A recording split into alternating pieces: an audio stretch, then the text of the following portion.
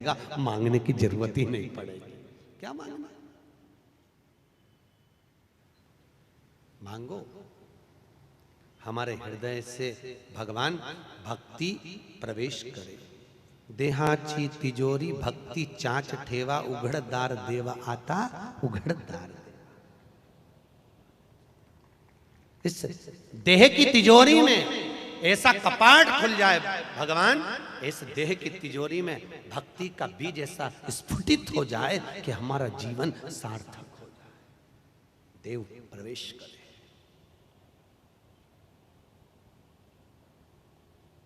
देह में प्रवेश परमात्मा का। और जब परमात्मा प्रवेश कर जावे तो सुख का अनुभव होगा महाराज, बहुत अनुभव।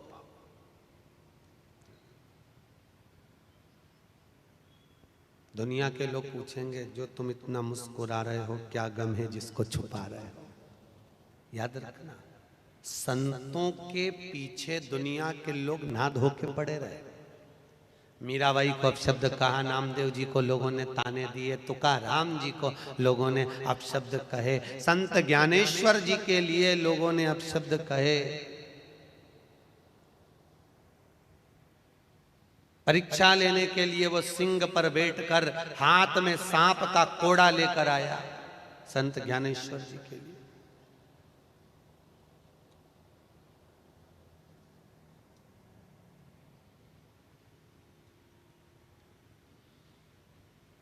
वो सिंह पर बैठकर आया था, वो दीवाल पर बैठकर चले गया। तू जीवित को लेकर आया है, वो निर्जीव को लेकर चले गए। निर्जीव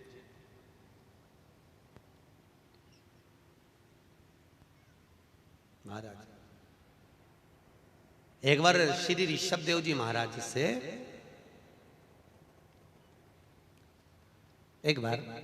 श्री ऋषभ देव जी महाराज से उनके पुत्र श्री भरत जी ने पूछा,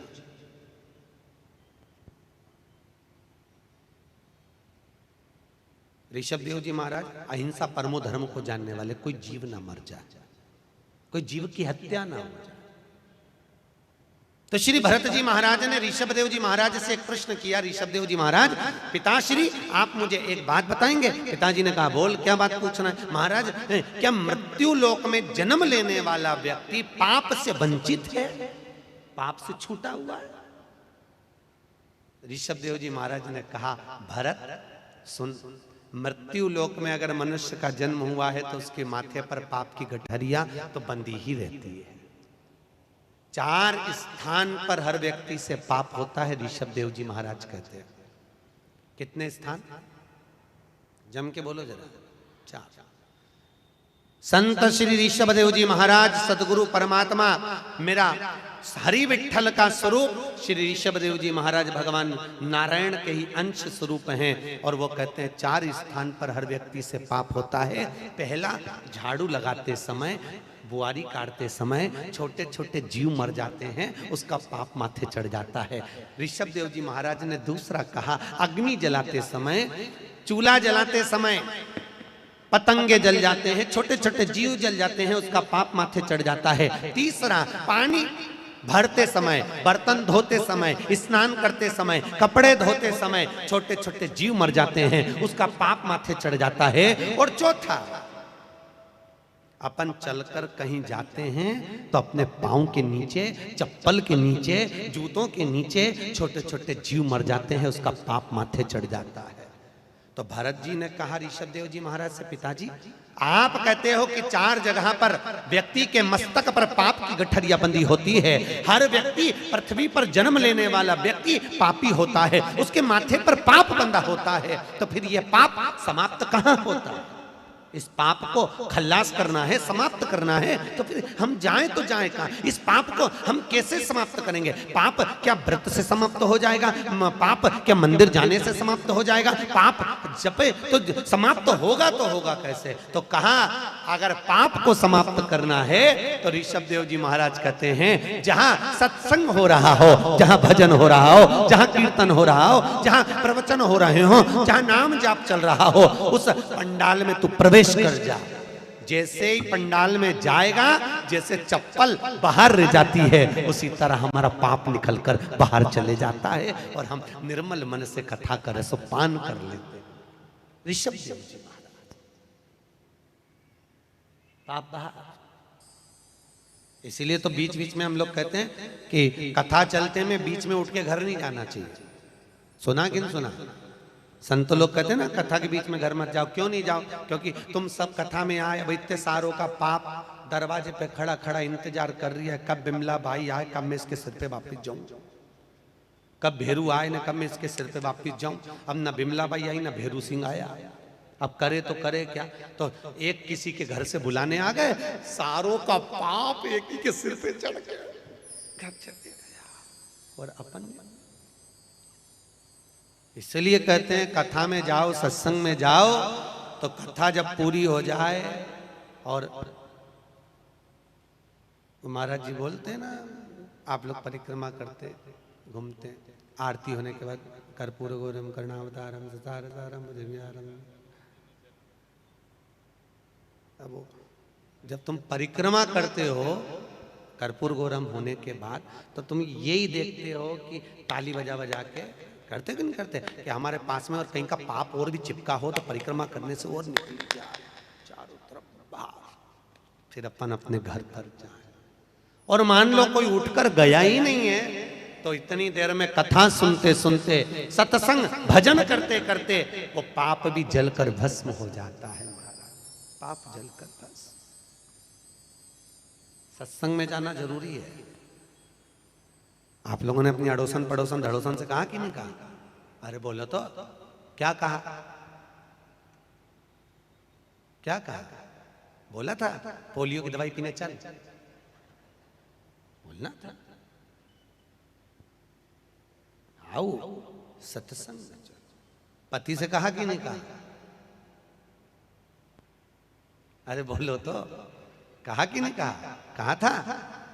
और अब जाके पूछना तुम किसके लिए कमा रहे हो, पूछना जरूर किसके लिए कमा रहे हो, पूछो। वो कहेगा तुम्हारे लिए, बच्चों के लिए। पूछो, इतनी कमाई कर रहे हो तो भी 2 रोटी प्रेम से खा नहीं पा रहे हो। जो ज्यादा धन को जोड़ता जाता है, बीमारियों में घिरता चले जाता है। कई लोगों के हम शादी में जाते हैं, कई लोगों के यहाँ जाते हैं, तो शादी में गेट पर, जिसके यहाँ शादी होती है ना, अरे बोलो तो सही है कि गलत है, गेट पे खड़े होते हैं कि नहीं होते? यहाँ होते हैं, खड़े होते हैं, हाथ जोड़ के, आओ सा, आओ सा, आओ सा, वेलकम वेलकम। तो जो दरवाजे पर खड़ा होता है ना, उसको देखकर हमको बड़ी दया आती है, बड़ी दया। हमने मन में सोचते हैं, बताओ अंदर रसगुल्ला बनाया, जलेबी बनाई, मालपुआ बनाया, पूरन पोली बनाई, ढेर सारा अमरस ने, कचौड़ी ने, पकौड़ी ने, ये सामग्री ने, मक्खन बड़ा ने, बालूशाही ने, इमरती ने, जलेबी, ढेर सारा बनाया। और जो दरवाजे पर खड़ा था उसको देखकर दया इसलिए आई क्योंकि ये कुछ भी नहीं खा सकता, बेचारे को शुगर और ब्लड प्रेशर है।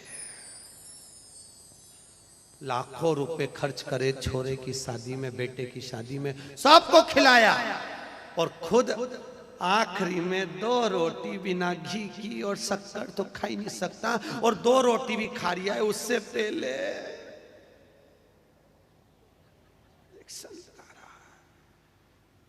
तब 2 रोटी खा पा रहा, और उसके बाद भी कमाने में, तब कथा में नहीं जा रहा, सत्संग में नहीं जा रहा है, शिव महापुराण की कथा अपनी करमाला में हो रही है, नहीं जाएगा, पर कमाने के लिए दिन भर दुकान पे बैठे रहेगा। भले 2 रोटी प्रेम से नहीं खा सकता, पर कमा कमा। फिर वही वाली बात आ गई जी कल वाली, खूब जोड़ो आखिरी में छोड़ो। इससे तो तुम अच्छे खाओ पियो, कथा में भी जाओ, खूब डेंटिंग पेंटिंग कर कुरा के, अच्छी जोरदार साड़ी वाड़ी पहन के, चकाचक काहे की जिंदगी मस्त। कल मस्त कहाँ पता लगा?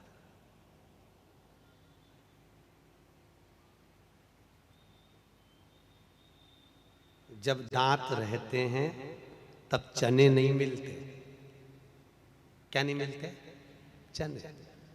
जब चने मिलते हैं सोफा सेट गायब, तब चने मिलते। चने नहीं। जब चने हैं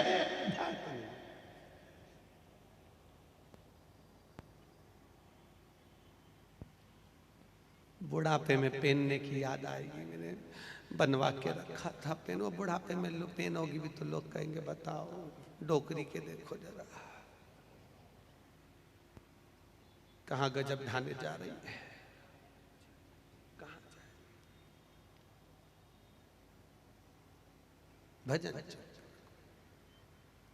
घर के लोग कहें कहाँ जा रही है? शिव महापुराण में कथा में क्या रोज रोज जा रही है? कह देना उधर की तृप्ति के लिए रोज भोजन जरूरी है, आत्मा की तृप्ति के लिए रोज शिव महापुराण जरूरी है। ये आत्म तृप्ति का विषय है। आत्मा छूटे मुख से भगवान का नाम ना छूटे। और हम कई बार लोगों से कहते हैं तीर्थ भी नहीं जा सकते तो मत जाओ। अपने घर में अगर बुजुर्ग माता पिता हैं उनकी सेवा कर लो, पूरे तीर्थों का फल मिल जाएगा। ऐसा पूरे तीर्थों का मत जाओ। एक वो अपन भजन गाते हैं ना, इस कल युग में तीर्थ का क्या काम है। अरे बोलो तो, इस कल युग में तीर्थ का क्या काम है। कर लो घर में सेवा वही तो चारों है, चारों धाम है। जिसके घर में सास ससुर वही बद्रीनाथ है। कर लो उनकी सेवा वही तो चारों धाम है। जिनके घर में जेठ जेठानी वही द्वारिका नाथ है।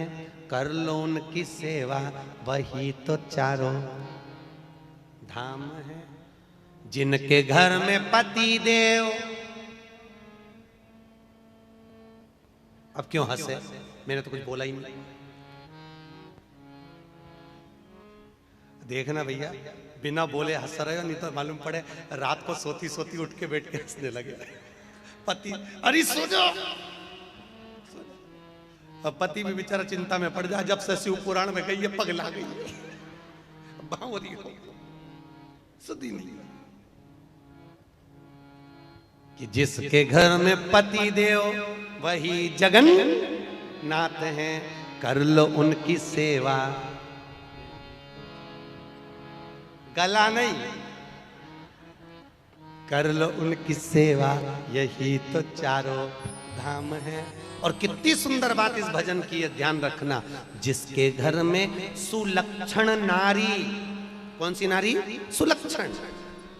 जिनके घर में सुलक्षण नारी वही घर धाम है। और जिसके घर में चंद्र घंटा,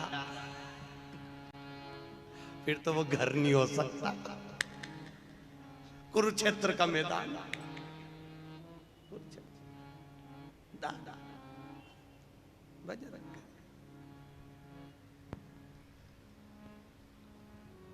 अब कथा करें भूत वामन भूतेश्वर की कथा। नंदन वन में भगवान शिव घूम रहे पार्वती जी के साथ में, नंदन। और नंदन वन में घूमते घूमते भगवान शंकर पार्वती के साथ में जब भ्रमण कर रहे थे, माता पार्वती शिव दोनों चलते चलते भगवान के हृदय चित्त से एक तेज पुंज निकला। हृदय चित्त से